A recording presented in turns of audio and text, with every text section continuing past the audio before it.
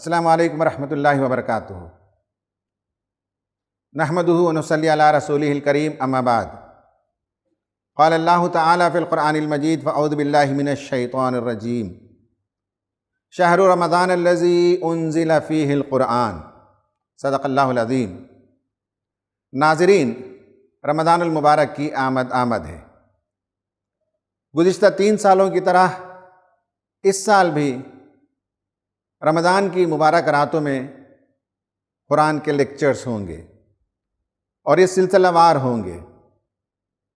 قرآن مجید چونکہ رمضان المبارک میں نازل ہوا، اس لیے یہ ہماری ذمہ داری بنتی ہے کہ قرآن کی طرف ہمارا رجوع بڑھ جائے، قرآن سے ہمارا شغف بڑھ جائے، قرآن کو سمجھنے کا شوق ہمارا بڑھ جائے۔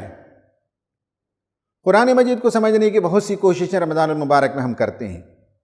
اس بار قرآن کو سمجھنے کے لیے ہم انشاءاللہ ایک نیا انداز اپنائیں گے، اور وہ یہ ہے کہ اس سال ہم کیز ٹو انڈرسٹینڈنگ قرآن پر بات کریں گے۔ یعنی قرآن کو سمجھنے کے لیے کلید کی ضرورت ہوتی ہے، چابی کی ضرورت ہوتی ہے۔ بعض مقامات ایسے ہوتے ہیں جہاں مضمون کھلتا نہیں یا واضح نہیں ہوتا، یا ہم ایک ڈیفرنٹ کانٹیکس میں اسے پڑھتے اور سمجھتے ہیں، اور اگر ہمیں اس کے پیچھے جو حکمتیں ہیں وہ سمجھ میں آ جائیں، اس کے پیچھے جو علوم ہیں اس کے بارے میں تھوڑی بہت واقفیت ہو جائے، جسے ہم قرآنک سائنسز کہتے ہیں، وہ ٹولز ہمیں معلوم ہو جائیں، وہ کی اگر ہمارے ہاتھ میں آ جائے، تو پھر جہاں ہم وہ کی لگائیں گے تو وہاں وہ مضمون ہمارے سامنے کھل جائے گا، انلاک کرنا آسان ہو جائے گا۔ تو انشاءاللہ اس رمضان انڈرسٹینڈنگ قرآن میں ہم کیز پر بات کریں گے، ہم نالج آف قرآن پر بات کریں گے، یا قرآنک سائنسز پر بات کریں گے۔ قرآن پڑھنے کی جب بات آتی ہے تو ہمارے درمیان 2 قسم کے لوگ پائے جاتے ہیں۔ کچھ لوگوں کا یہ کہنا ہے یا سمجھنا ہے کہ قرآن ہم جیسے لوگ پڑھ نہیں سکتے، سمجھ نہیں سکتے، بس ثواب کی خاطر تلاوت کر لیں، اس سے آگے ہم قرآن کے اندر اتر نہیں سکتے، گہرائی میں جا نہیں سکتے، اس کے مفاہیم کو سمجھ نہیں سکتے۔ وہ یہ سمجھتے ہیں کہ یہ ایک بہت مشکل کام ہے، یہ ہیرکولین ٹاسک ہے، یہ ہر کس و ناکس کے سمجھنے کی کتاب نہیں ہے۔ جب وہ اس طرح سے سمجھتے ہیں تو اس کا یہ مطلب ہوتا ہے کہ قرآن جو ہدایت کی کتاب ہے اس سے وہ نابلد ہوتے ہیں۔ اور آج کے زمانے میں 21ویں صدی میں ہم ہندوستان میں جیتے ہیں، اور ہماری زندگی کی جو مشکلات ہیں، ہمارے جو مسائل ہیں، ہمارے سامنے جو چیلنجز ہیں، ان چیلنجز کا جواب وہ تلاش نہیں کر سکتے۔ زندگی کبھی ایک دم کشادہ شاہراہ کے مانند ہو جاتی ہے، اور کبھی ہماری زندگی تنگ و تاریک خاردار وادیوں سے گزرتی ہے۔ ہر 2 صورت میں بندہ مومن کی ضرورت ہوتی ہے کہ اس کے ہاتھ میں مشعل ہو، ٹارچ ہو، تاکہ وہ راستہ دیکھ سکے، رہنمائی پا سکے۔ قرآن کہتا ہے ان ھذا القرآن یہدی للتی ہی اقوم، یہ قرآن وہ کتاب ہے جو سیدھا راستہ دکھاتی ہے۔ تو ہمیں آج کی دنیا میں راستہ تلاش کرنے کے لیے قرآن کی طرف رجوع کرنا ضروری ہے، لیکن جو سمجھتے ہیں کہ یہ ہیرکولین ٹاسک ہے، وہ قرآن مجید سے ہدایت پا نہیں سکتے، رہنمائی پا نہیں سکتے، اسے پڑھ نہیں سکتے، اسے سمجھ نہیں سکتے۔ ان کا مسئلہ یہ ہے کہ قرآن اس دنیا میں ایک حسین جنت کے مانند ہے۔ جو قرآن میں داخل ہوا وہ دنیا کی جنت میں داخل ہوا۔ قرآن کی ہر صورت جنت کے باغات کی طرح، جنت میں بہتی نہروں کی طرح ہے۔ قرآن کی ہر آیت ایک پھلدار درخت کے مانند ہے۔ قرآن کا ہر نقطہ بہت ہی خوش ذائقہ، ذہن و فکر کو جلا بخشنے والا ہوتا ہے۔ جو قرآن کا مطالعہ کرتے ہیں وہ روحانی مسرت حاصل کرتے ہیں، قلب اطمینان حاصل کرتے ہیں، نفسیاتی صحت انہیں ملتی ہے، خوشی انہیں ملتی ہے، کیونکہ خدا ان سے کلام کر رہا ہے، وہ خدا سے وابستہ ہو رہے ہیں، خدا ان سے بات کر رہا ہے، خدا ان کی رہنمائی کر رہا ہے۔ ذاتی زندگی میں جس مسئلے میں پھنسے ہوئے وہاں سے اللہ تعالیٰ نکال رہا ہے، اجتماعی زندگی میں جو مشکلات آئی ہیں اسے اللہ تعالیٰ دور کرنے کی راہ اور سبیل دکھا رہا ہے۔ لیکن یہ وہ لوگ ہیں جو قرآن پڑھ نہیں سکتے، سمجھ نہیں سکتے، جن کا خیال ہے وہ اس دنیا میں قرآن کی جنت میں داخل نہیں ہو سکتے، نہ اس کی خوشبو سے ان کے دماغ معطر ہو سکتے ہیں، نہ اس کے ذائقے سے ان کی زندگی لذت اندوز ہو سکتی ہے۔ یہ ایک قسم کے لوگ ہیں۔ دوسرے وہ لوگ ہیں جو قرآن مجید کے بارے میں سمجھتے ہیں کہ ہر کوس و ناقص اس کی تفسیر بیان کر سکتا ہے، اسے لائٹ لیتے ہیں، بڑی آسانی کے ساتھ، بغیر محنت کے، بغیر عرق ریزی کے، بغیر ریسرچ کے، اور تفسیر بیان کرنے کے لیے جو علوم چاہیے ان کے بغیر آدمی اگر تفسیر کرنے لگے تو گمراہ ہونے کا امکان ہے۔ اس لیے ہم یہ سمجھتے ہیں کہ اس رمضان المبارک میں یہ رویہ بھی غلط ہے کہ ہم قرآن کو سمجھ نہیں سکتے، اس میں غور و فکر نہیں کر سکتے۔ یہ رویہ بھی ہمارے لیے صحیح نہیں ہے کہ ہر آدمی قرآن کی تفسیر کر سکتا ہے۔ قرآن کی تفسیر کرنے کے لیے جنہوں نے زندگیاں لگا دی، جن کے پاس علوم کا خزانہ ہوتا ہے اور جو اختصاص رکھتے ہیں، جو مہارت رکھتے ہیں، وہ ضرور قرآن مجید کی تفسیر بیان کریں گے۔ ان دونوں کے بیچ کا راستہ یہ ہے کہ کامن مین کے لیے اپنی بساط بھر قرآن مجید کو ترجمے سے سمجھے، تفسیر کی کتابوں سے سمجھنے کی کوشش کرے۔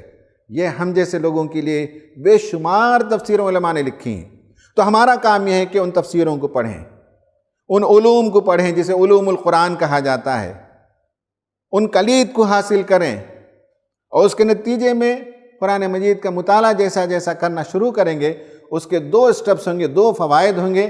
ایک یہ ہے کہ ہمارا جو مینٹل کاگنیشن ہے، ہماری جو سوچ ہے وہ روشن ہوگی، ہمارے ذہن میں جو سوالات ہیں اس کے جواب ملیں گے۔ ہمارے سامنے بہت سے سوالات آ رہے ہیں، ہمارے سامنے بہت سے چیلنجز ہیں، ہمارے سامنے بہت سے اعتراضات آ رہے ہیں۔ اس کے لیے سوالات کا جواب حاصل کرنے کے لیے، گتھیاں سلجھانے کے لیے قرآن سے زیادہ کوئی اور کارگر ہتھیار نہیں ہے۔ تو قرآن کا مطالعہ وہ ہمارے ذہن و فکر کی گرہ کو کھولے گا، اسے منور کرے گا، اسے روشن کرے گا۔ اور دوسرا فائدہ یہ ہے کہ انسان کا قلب کے اندر قرآن کے مطالعے کے نتیجے میں روشنی پیدا ہوگی، روحانی مسرت ہوگی، دل خدا کی طرف آمادہ ہوگا، دل پگھلے گا، دل کے اندر نرمی آئے گی، دل روشن ہوگا، کیونکہ دل سے اعمال ڈھلتے ہیں، خیالات، جذبات، ایموشنز، یہ ساری چیزیں دل سے ان کا تعلق ہے۔ اور قرآن مجید کے پڑھنے کے نتیجے میں دل کی صفائی ہوتی ہے، دل منور ہوتا ہے، روح کے اندر بالیدگی آتی ہے، اخلاق و کردار سدھرنے اور سنورنے لگتے ہیں۔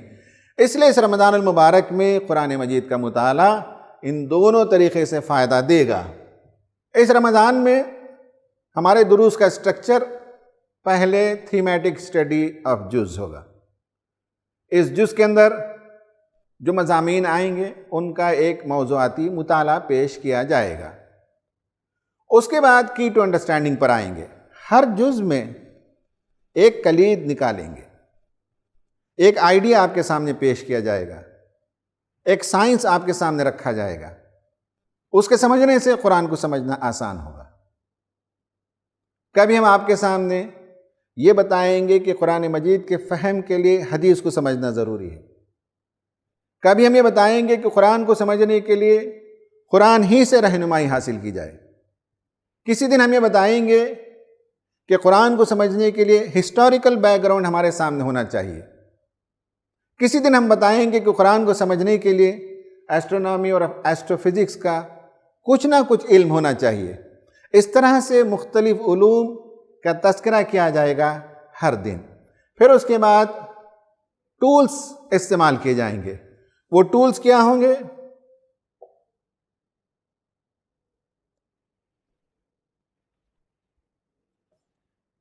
ٹولز میں سے ہم استعمال کریں گے،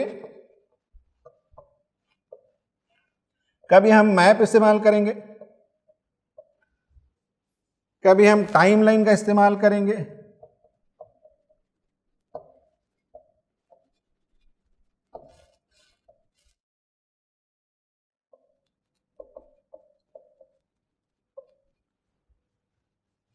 کبھی ہم اولڈ اسکرپچرز جو قدیم مذہبی صحیفے ہیں ان کی طرف جائیں گے اور وہاں سے کوئی بات ملتی ہو تو لے آئیں گے، کبھی ہم ویڈیو پریزنٹ کریں گے، اور ہر دن ہم ایکسپرٹ سے، ہر سبجیکٹ کے جو ماہرین ہیں وہ انشاءاللہ آپ کے سامنے آئیں گے اور ان کے بائٹس یا کلپس آپ کے سامنے پیش کیے جائیں گے۔ تو اس طرح سے ہم اور بھی بہت سے ٹولز جب جیسے ضرورت پڑے ویسے ہم استعمال کریں گے۔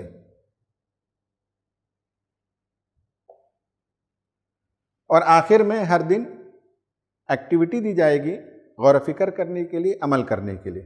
اس طرح سے اس رمضان المبارک میں ہمارا جو درس ہوگا وہ ان 4 چیزوں پر مشتمل ہوگا۔ ناظرین، اس سال ہمارے دروس کا یہ سٹرکچر ہوگا۔ دعا ہے کہ اللہ تعالی ہمارے اس سیریز کو آسان فرمائے، ہمارا پریزنٹیشن قابل فہم بنائے اور ہمیں رمضان سے خوب استفادہ کرنے کی توفیق عطا فرمائے۔ آمین۔ وآخر دعوانا ان الحمد للہ رب العالمین۔